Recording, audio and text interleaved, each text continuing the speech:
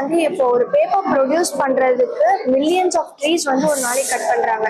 அதுக்கு பதிலாக அக்ரிகல்ச்சரல் வேஸ்ட்டை வச்சு நாங்க பேப்பர் ப்ரொடியூஸ் பண்ணியிருக்கோம். அதாவது சமைக்கிறப்ப வர காய்கறி தோல் இல்லைன்னா அழுகி போன காயை எடுத்து நல்லா கழுவி அதை குட்டி குட்டி பீஸா நறுக்கி வச்சு அதை சோக் பண்ணணும் 12 மணி நேரத்துக்கு. அதுக்கப்புறம் அதை குட்டியா நல்லா மைய அரைச்சு இதையும் நேச்சுரல் ரைஸ்மான் பவுடர், அதாவது தவிடு, கிழங்கு மாவு, இது வெண்டைக்காய் தண்ணி, இது எல்லாத்தையும் ஆட் பண்ணிட்டு மோல்டன் டெக்கில் எடுத்து இது பண்ணா ஃபைன் செடிமெண்ட்ஸ் இங்கே இருக்கும். அதுக்கப்புறம் டெக்கில் எடுத்து மோல்டை ஒரு காட்டன் ஷீட்ல திருப்பி ஸ்பாஞ்ச் வச்சு எக்ஸஸ் வாட்டர் எடுத்தா அது ஒரு பேப்பரா வரும்.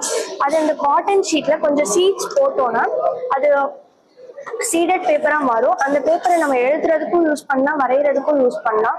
அப்படி யூஸ் பண்ண பேப்பரை நம்ம இந்த மாதிரி சாயில்ல போட்டோம்னா அது நல்லா செடியா வளரும்.